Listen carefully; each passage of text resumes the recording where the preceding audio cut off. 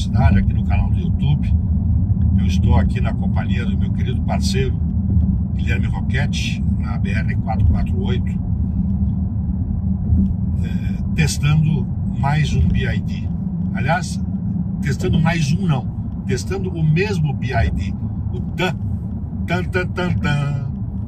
que nós testamos. O Guilherme fez uma avaliação durante uma tarde completa e prestou todas as informações necessárias para vocês conhecerem o carro.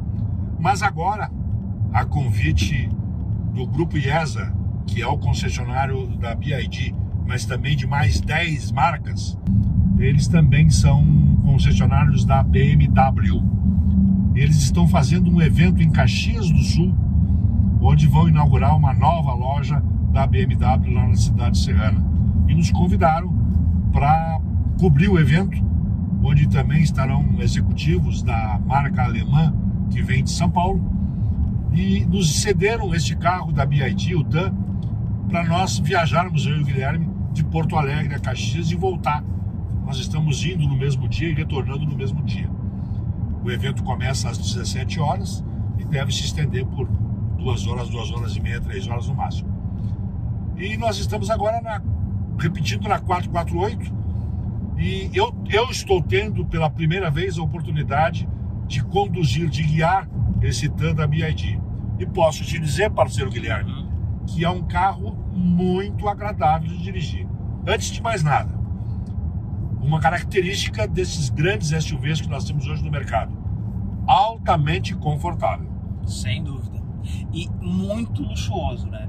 A gente vê que os carros da BYD, eles chegaram num nível de requinte, já chegaram com esse nível de requinte, que deixa, por exemplo, os carros num patamar de toque, de impressão, né, daquilo que a gente sente quando toca, quando senta, quando bate. Olha, não dá para dizer, claro, no mesmo patamar de um Mercedes, mas quase um Mercedes, perfeito, quase um Jaguar. Aliás, uma coisa que nós temos que registrar também, Guilherme, é o seguinte: a rapidez com que a indústria automotiva chinesa mudou a qualidade dos seus produtos. A indústria automotiva chinesa era conhecida como uma produtora de automóveis, entre aspas, roubados, sim, ou seja, copiados em termos de design, sim, e muito precários. E de repente ela passou a se transformar numa indústria automotiva altamente tecnológica, com características europeias em seus produtos. A própria BYD, Ferlalto, chegou a fabricar um clone do Toyota Corolla, e é um Corolla deste tipo aqui, que vai aqui na frente, que a BYD fabricava. No Uruguai, sim, tem vários deles rodando por lá, inclusive até com teto solar.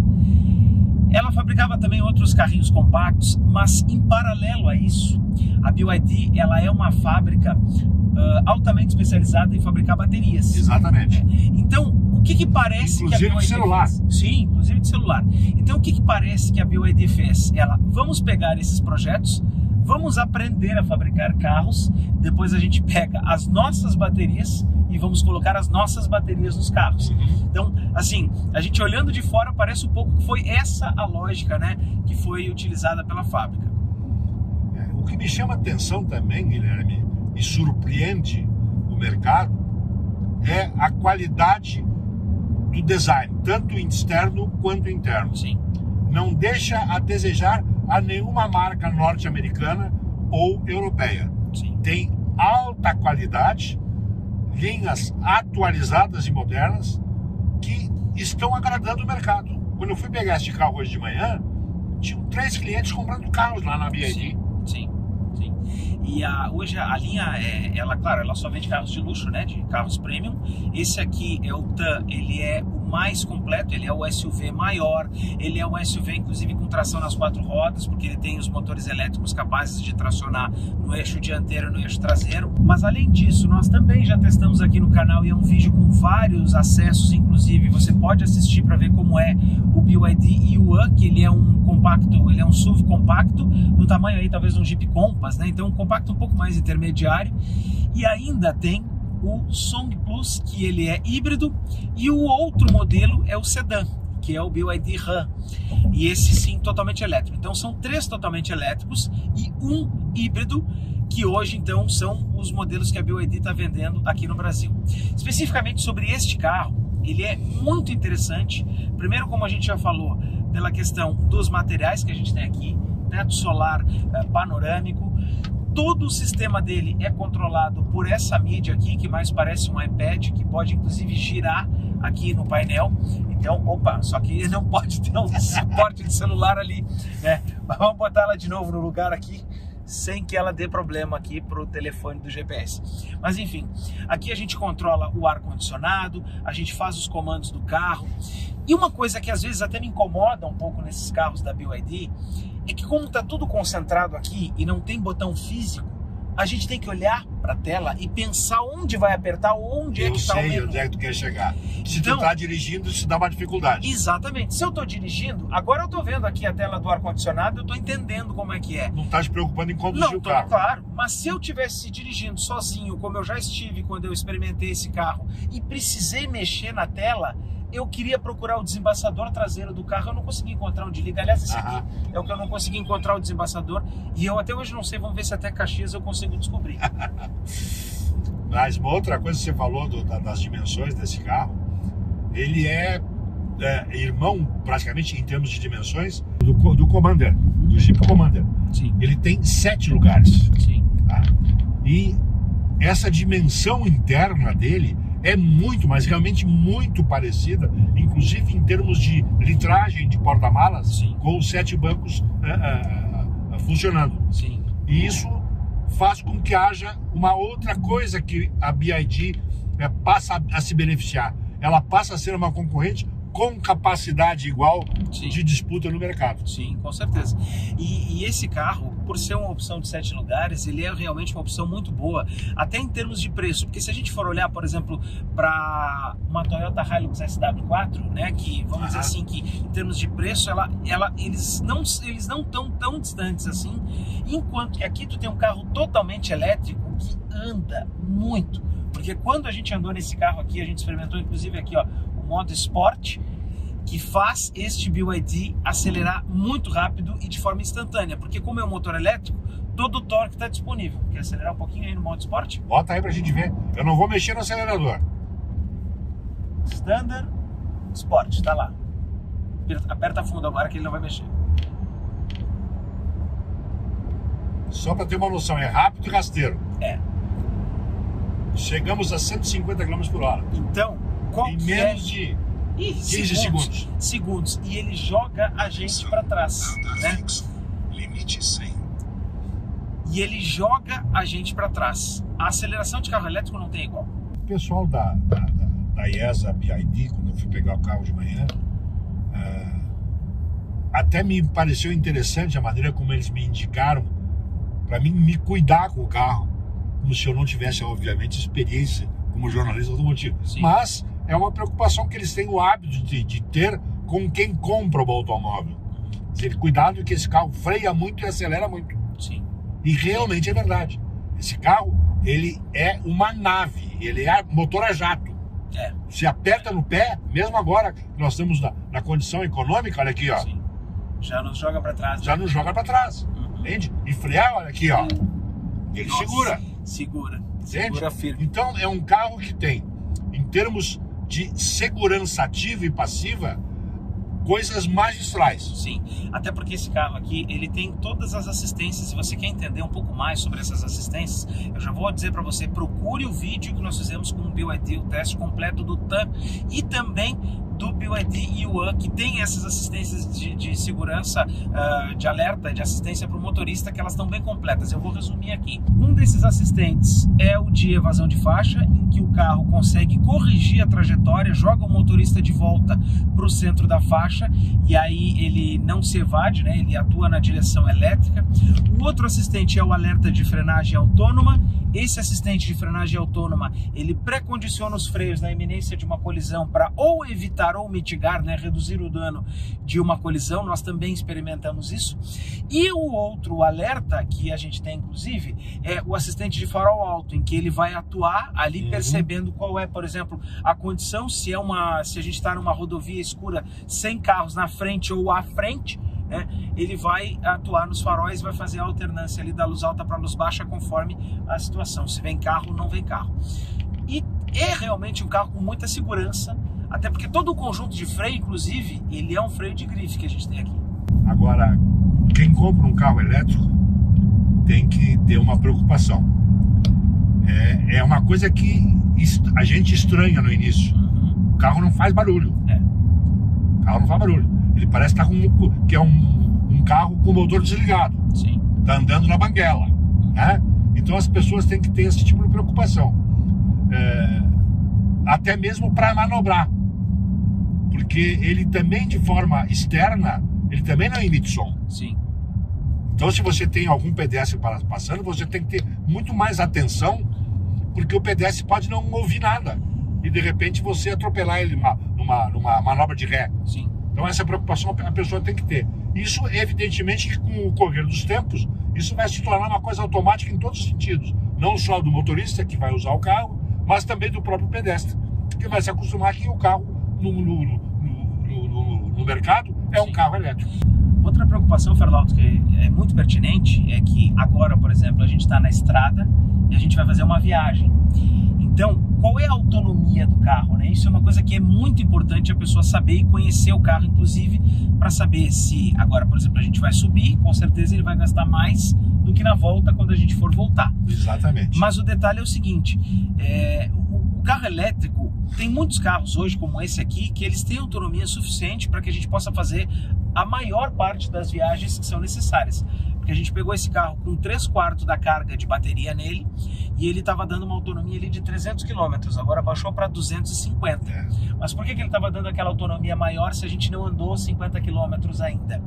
Porque na estrada, para manter as altas velocidades, o carro elétrico consome mais energia e não regenera tanto com as frenagens, porque a gente aqui não está fazendo frenagem, está só acelerando o carro e fazendo ele manter a velocidade.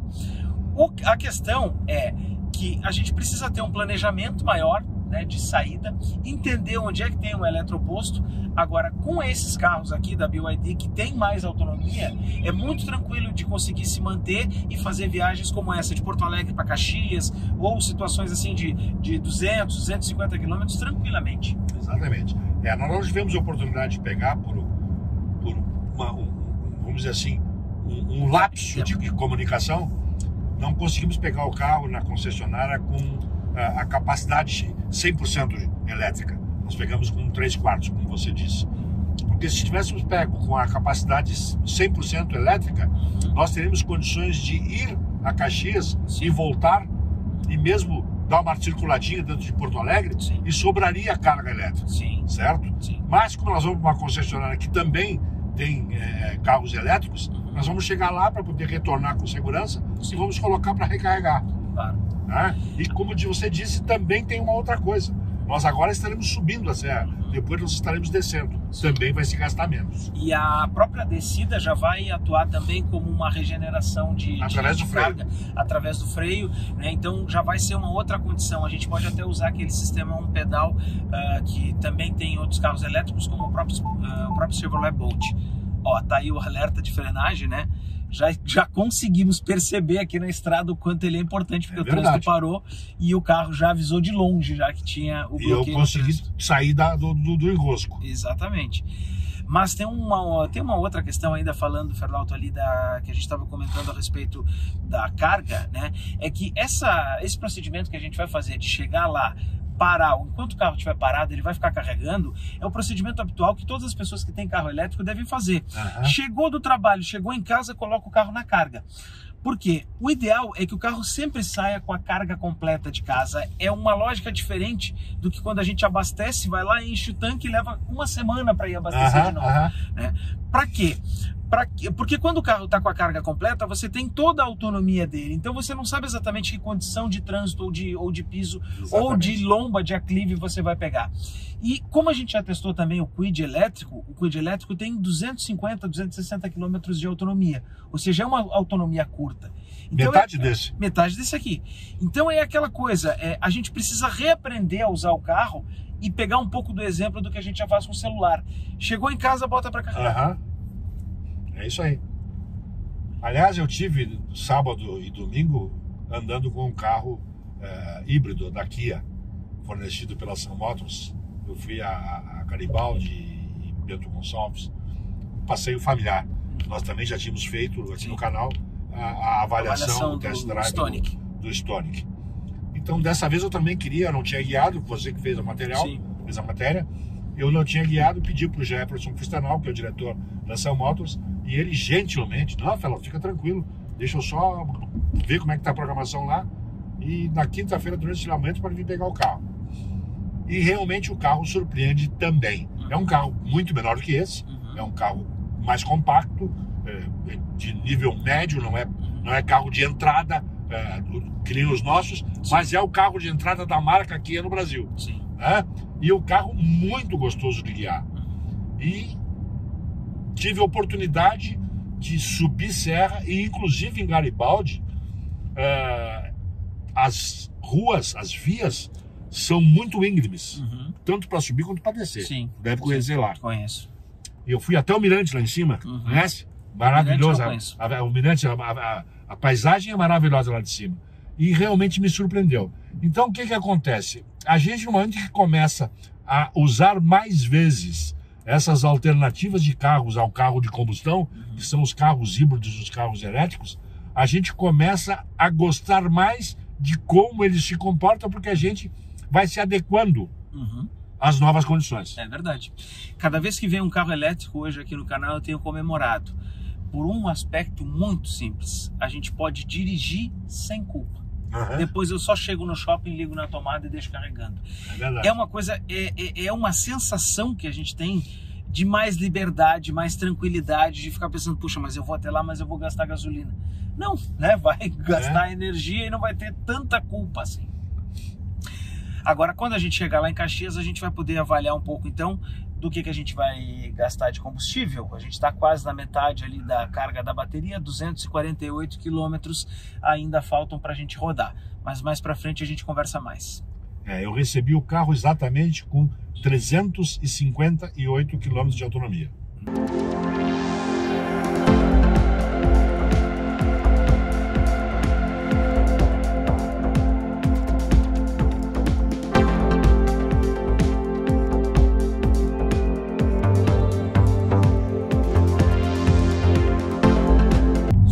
A serra, e agora a gente está quase em Caxias com o BYD TAN. Quanto gastou de gasolina aí, Ferlauto?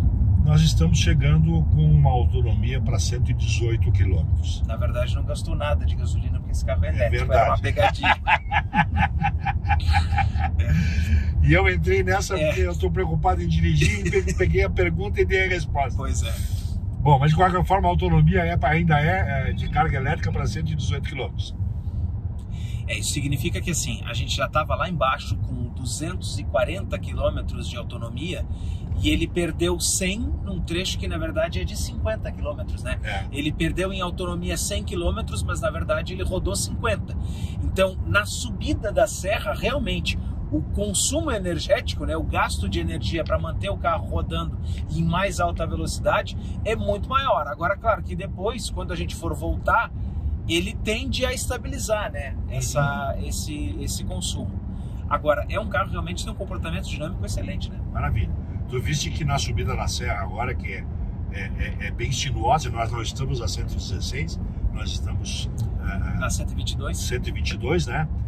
Ela também tem alguns trechos bem sinuosos, apesar de que tem a terceira faixa para quem sobe, mas eu fui rápido, a mais de 100 por hora, para exatamente testar o equilíbrio dela em curvas, e dele em curvas, e ele se comportou de maneira tranquila e segura, né, Guilherme? Com certeza, porque se a gente for analisar, ele até inclinou um pouco quando estava fazendo as curvas mais fechadas, mas a gente precisa levar em conta que a gente está dentro de um SUV, um carro que tem uma altura elevada bem maior, né, e que tem essa capacidade de enfrentar outros tipos de terreno, e aqui se saiu super bem no asfalto. E uma outra diferença que tem que levar em consideração também, Guilherme, é o seguinte: inclinar sem balançar é uma coisa, inclinar balançando é outra. Com certeza. Tem certos carros que, inclusive de décadas passadas, como por exemplo o Galaxy, ele inclinava e balançava. Claro. Esse não, ele inclina e mesmo com a altura que ele tem, ele fica tranquilo, seguro, na mão do motorista.